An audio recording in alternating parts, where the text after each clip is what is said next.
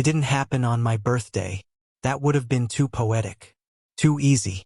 It happened on a Thursday night in July, at a rented lake house in Idaho that I paid for in full. Melissa had said we needed time away. To reconnect, she called it. She even held my hand when she said it. Fingers light, practiced, never quite lacing with mine. The house was beautiful in the way expensive rentals are beautiful.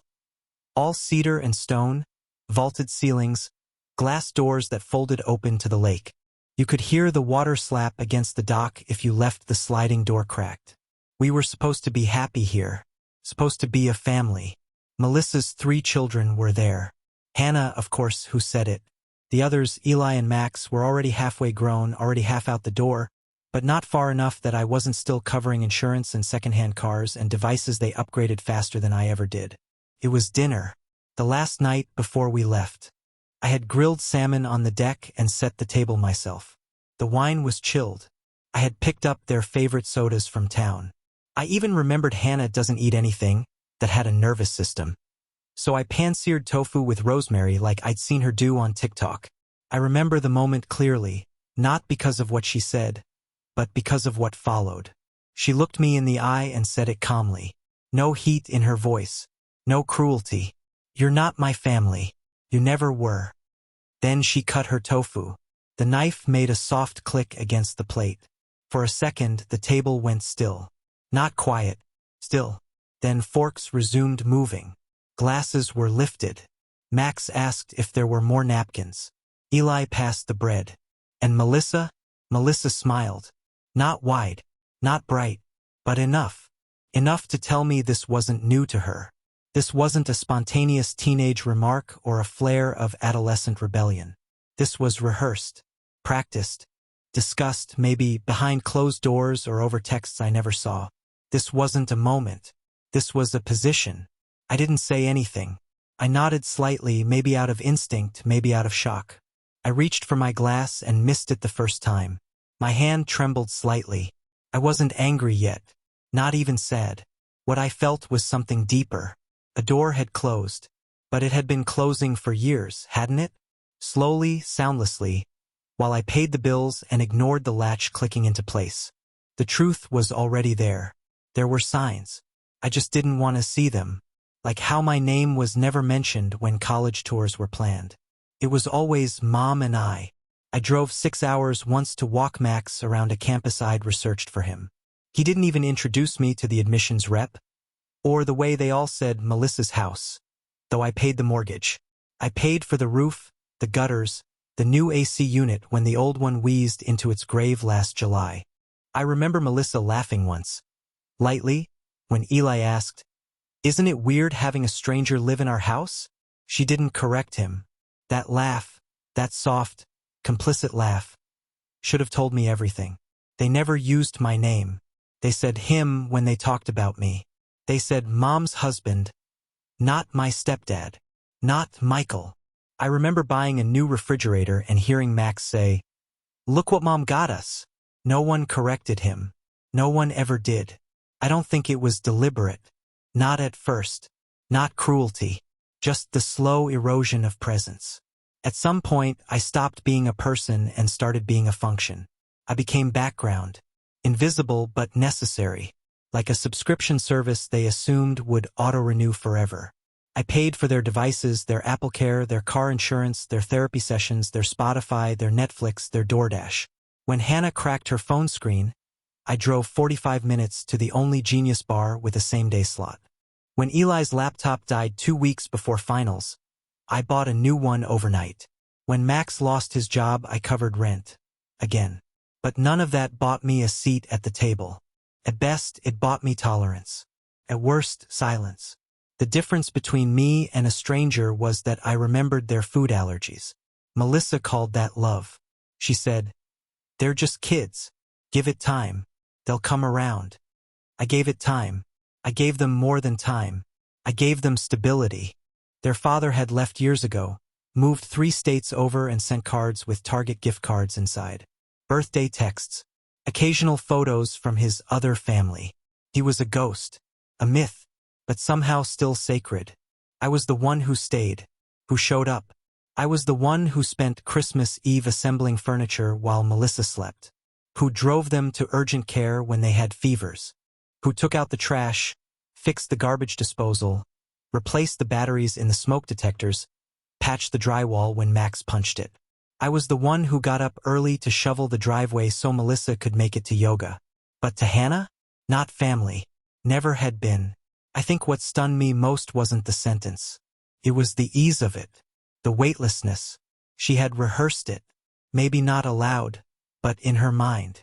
It was said with conviction. With ownership. That night, I stared at the lake long after the others had gone to bed. The water was still, black and soundless. And in that silence I counted it all. Not just money but moments. How many days I had traded for them. How many hours I had worked to afford phones I wasn't allowed to check. Vacations I wasn't allowed to plan. A house I wasn't allowed to claim. How many times Melissa had said thank you with her lips but not her eyes. How many birthdays I remembered that they forgot. How many dinners I made for people who never once cooked for me. It wasn't the sentence. It was the system. I was a structure, a set of rails to keep the train moving. They didn't hate me. They didn't love me. They used me. That's what I saw clearly. And once you see the system, you can't unsee it. You can't love a machine once you realize you're just one of its gears. The most painful part wasn't what Hannah said. It was how Melissa reacted. That smile. That slow, subtle smile like someone watching a well-rehearsed scene finally play out. I've replayed it in my mind 1,000 times since that night. Not because it shocked me, but because it confirmed something I already knew but hadn't dared to name. She agreed. She wanted it said aloud. She needed someone else, her daughter, to say what she wouldn't. Melissa didn't defend me, didn't protest, didn't look confused or uncomfortable or even surprised. She just glanced down at her plate and smiled like she'd heard a line from a play she'd seen in rehearsal. It wasn't the look of a mother caught off guard. It was the look of a woman satisfied that a particular truth had finally breached the surface. And I knew right then that I wasn't her husband. Not really. I was something else entirely. A system, a scaffold, a structure. I held up her world, but I didn't live inside it. The house? My name was on the deed, but she called it hers. Her space, her nest. The family? I paid for it, protected it, propped it up like old timber. But I was never part of it. Not really. Not in the blood. Not in the soul. And I think deep down that was always her plan. To rebuild her life on someone else's back. To move forward without looking backward, but only as long as someone else picked up the check. I didn't leave that night. I finished my meal. I helped clear the plates. I stood at the sink rinsing dishes while Melissa poured a second glass of wine and Hannah laughed at something Eli said. And I felt something shift inside me. Quietly, without drama. It wasn't rage. It wasn't despair. It was stillness. I understood, finally, that nothing I did from this point forward would be seen or remembered. I was invisible to them. But worse, I was necessary. So I went to bed without a word. Melissa climbed in beside me an hour later, still smelling of wine and eucalyptus lotion. She didn't touch me. She didn't say goodnight. The bed was wide enough to hold two people who didn't speak. I lay there staring at the ceiling fan spinning above us. I didn't sleep. I didn't cry. I just counted things. The hours I'd worked that year. The expenses I'd covered that month. The gifts I'd bought. The arguments I'd avoided. The apologies I'd given. The moments I'd swallowed like pills. In the morning, I woke before sunrise, packed a small bag, my clothes, laptop, charger, wallet. No note, no announcement. I walked down the stairs quietly, past the sliding glass doors that opened onto the deck where she'd smiled at my erasure. The house was silent, bathed in lake light and the smell of burnt-out citronella. It should have felt like an escape. Didn't. It felt like a funeral I wasn't invited to. I didn't slam the door. I didn't speed out of the driveway. I simply drove. Back to the city. Back to the apartment I still kept downtown for work. Melissa had always called it your little bunker. A relic of my bachelor days. She hated it. That morning, I returned to it like a man stepping into his own skin again. And still, I didn't message her. Didn't check in. I didn't tell her I was done. I simply stopped being there. Stopped playing the role. Stopped carrying the structure. Melissa didn't text until late afternoon. Just, everything okay? I stared at the message. Not, where are you? Not, why did you leave? Not, I'm sorry. Just a placeholder. I didn't reply. Hours passed. Then another.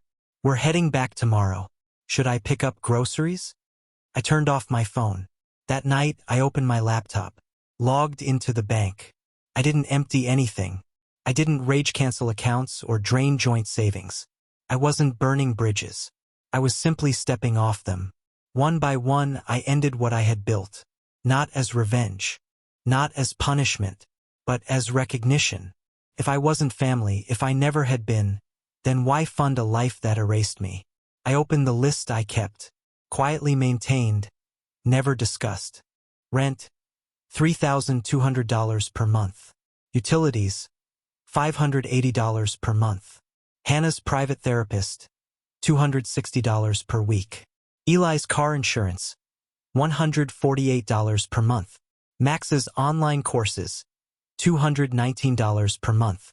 Family Spotify, Netflix, Hulu, Amazon Prime. Grocery deliveries on Fridays. Phone bills, $298 per month. iCloud storage. Monthly gifts for birthdays and milestones. The math wasn't hard. The pattern was clear. I wasn't a partner. I was a funding source. And like all sources, I had a limit. I revoked card access. I removed auto payments. I paused the transfers to Hannah's Venmo. I canceled the grocery delivery subscription. I called Eli's insurer and removed myself from the policy. I deleted my card from Max's course provider. I even closed the Amazon account. Something I hadn't touched in years, but which continued to deliver boxes to a home I no longer recognized. It didn't feel like destruction. Felt like subtraction. Like taking your name off a lease you never signed. I slept deeply that night for the first time in months. No cold shoulder beside me. No sighs of disappointment. No family tiptoeing around my presence. Just silence. When I turned the phone back on the next morning, the messages were waiting. My card got declined? Can you check the rent? It bounced. Spotify logged me out? Where did you go? Why are you doing this? Melissa tried calling. I didn't answer. Not out of cruelty. Out of clarity. I had given everything I could to a house that didn't recognize me. I wasn't their father. I wasn't her partner. I was their infrastructure. And I was tired. That evening, I sat in the quiet of the apartment, staring out the window at the city lights. There was no music. No background TV. I drank tea. Not bourbon. Not beer. And I waited for something to hurt. Didn't. Not yet. It would, I knew. Eventually. But what I felt then was something rarer. Relief. They'd built a world on my back. And I had stepped out from under it. It started within hours. The day I stopped being their foundation was the day they remembered what I had been holding up. The rent didn't go through. That was first. A generic email from the property manager to the shared inbox Melissa and I had used since we moved in. Subject line: urgent, rental payment failure. I didn't open it. Then the text started. From Melissa first, then Eli, then Hannah. Hey, something's up with the bank account? Dad. The irony. Did you switch cards or something? Grocery thing failed. Rent didn't go through. What's going on? First, the tone was confusion. Then it turned. Melissa wrote, "Why are you doing this?" No punctuation. No warmth. As if I'd committed an act of aggression. As if removing myself from the machine made me violent. The real shift came when the utilities were shut off. I knew the schedule. I'd been the one paying. The electric company gives a grace period. Then they pull the plug. Melissa called me the moment the power went out. I let it ring.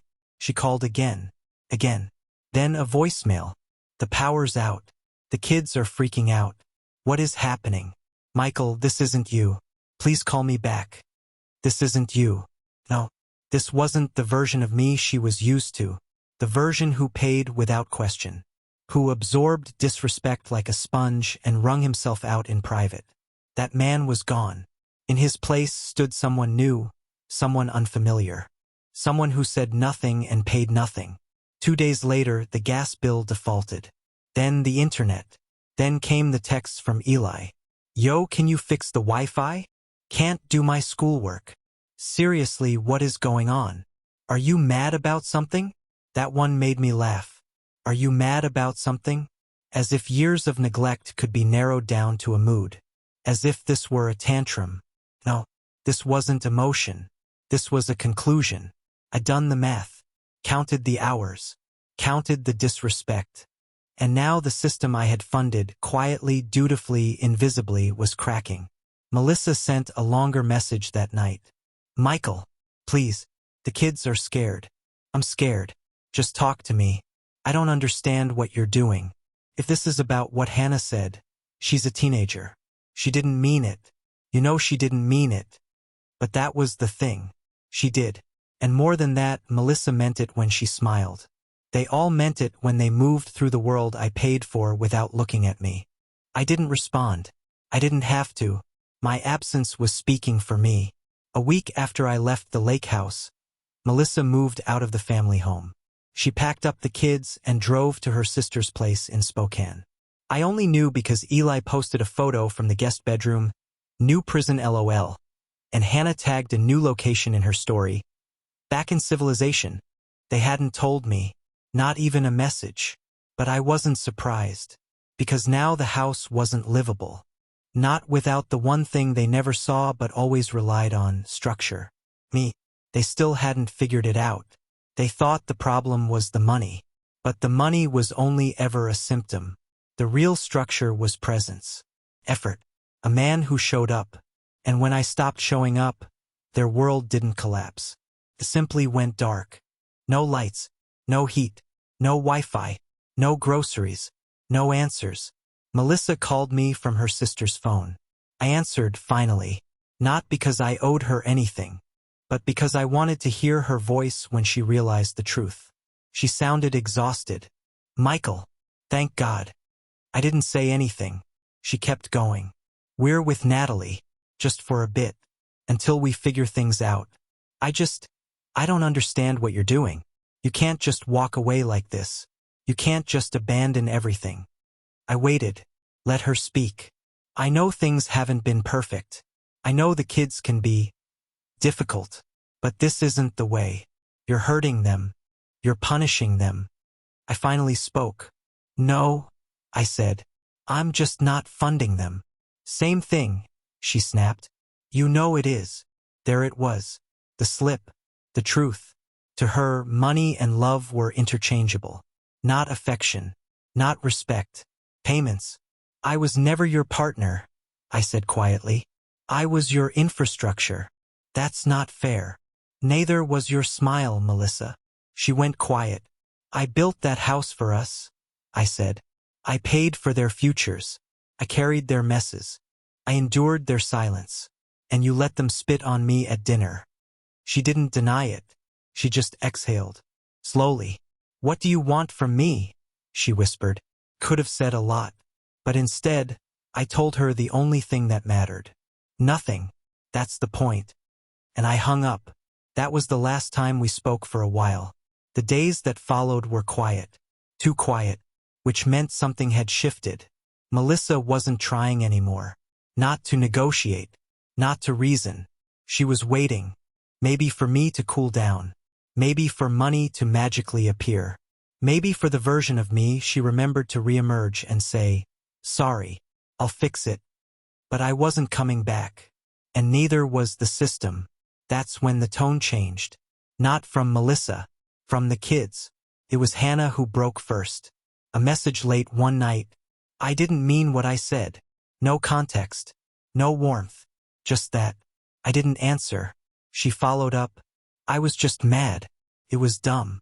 I know you've done stuff for us. Then Eli. Hey, I didn't say what she said. You know that, right? I've always appreciated what you did. If you need help with anything, let me know. Let me know. I almost laughed again. Then Max. Mom says you're not paying for my classes anymore? Can we talk? All three, in the span of 2 days, like dominoes falling in reverse. But I didn't respond, because I knew the truth. They weren't reaching out because they saw me. They were reaching because the foundation had crumbled. They missed the house I built, not the hands that built it. And I had nothing left to give. Not because I was empty, but because I was full. Full of clarity. Full of peace. For the first time in years, I wasn't drowning in quiet expectations. I wasn't twisting myself into someone acceptable. I was alone, but I was free. Let them call. Let them text. Let them wonder. Let them sit in the house and feel the cold. Let them ask themselves who kept the lights on. Let them reckon with what they erased. They thought I would always be there. But the truth is, I was never really there to them at all. Melissa never apologized. Not in words. There were gestures. Half gestures. A forwarded email from the landlord about overdue rent. A message about Eli's insurance. He's not covered anymore. Do you know what we're supposed to do? Not, can we talk? Not, I'm sorry. Just questions. Just logistics. Always logistics. That's what I'd become. A missing function. I expected tears. Anger. Accusations. What I got instead was need. Cold, practical need. When you strip away the performance, what remains is the truth. They didn't miss me. They missed what I carried. Hannah messaged again a week later. I get it now. I really do. You were the only one who ever showed up. I didn't respond. Not because I hated her. Because she was trying to reopen a door with a key she never made. Melissa didn't message again after that. Silence became her way of keeping dignity. Fine. Let her keep it. By the 3rd week, I'd settled into a life I didn't recognize. But that finally felt honest. No one asking for anything. No footsteps down the hall. No plates left on the counter. No tension in the air thick enough to cut. It wasn't peace. It was vacancy. But sometimes vacancy is cleaner than chaos. I still had the downtown apartment. Still had my work. Still had my name on everything I'd earned. And no one asking me to disappear inside it. I didn't stop loving Melissa. I just stopped lying about what love required. Respect. Loyalty. Presence. 3 things I gave freely. 3 things I was never granted in return. The strange. The silence that follows collapse. You expect noise. Rubble. Echoes. But all I heard was the sound of a man coming back into his own skin. I used to think sacrifice would earn me a seat at the table. That consistency would be louder than blood. I thought presence would eventually outweigh history. But I was wrong. In that family, blood was gospel. And I was the outsider who carried their future on my back while being treated like the help. They never had to vote me out. They just had to pretend I was never in. I kept paying until I disappeared. Melissa used to say, "You're doing too much." What she meant was, "I'll never stop you, but don't expect credit." And she was right. The more I gave, the less I was seen. Because when you're always there, you stop being real. You become assumed, expected, like running water, like background noise. When I finally left, it wasn't to hurt them. It was because I realized I wasn't in the room. Not really. They'd built a house on my back and then asked why I walked hunched. They'd built a life on my labor and then told me I didn't belong in the photos. I kept thinking, if I keep going, they'll see me. If I stay, they'll thank me. But all I did was show them they never had to. Until I stopped. That's when the seeing began. Not love. Not regret. Recognition. Too late. The emails stopped eventually. So did the texts. Max tried once more. "You're probably never going to talk to us again. But thanks. For everything. I'm sorry we didn't say it when it mattered." He was right. They didn't say it when it mattered. They waited until the lights went out. Until the water stopped running. Until their futures hit the wall of my absence. I wonder sometimes what Melissa tells people now. Does she say I left? That I abandoned them? Does she mention how long I stayed before I let go? Does she tell them about the day she smiled while her daughter erased me? I doubt it. Narratives are easier when you leave out the part where you held the knife. I told myself once that sacrifice without recognition was still noble. I don't believe that anymore. I think it's just slow suicide. Love without respect is labor, and labor without credit is servitude. I was a servant, paid for silence. And when I stopped serving, they called it betrayal. But I don't regret leaving. I regret waiting so long. I regret thinking I could buy my way into something that required blood. I regret the quiet way I erased myself, thinking it was strength. Sometimes, strength is not enduring. Sometimes, strength is standing up from the table and walking out, even when the plate is full, even when no one tells you to, because the absence of invitation is already an answer. The family still lives.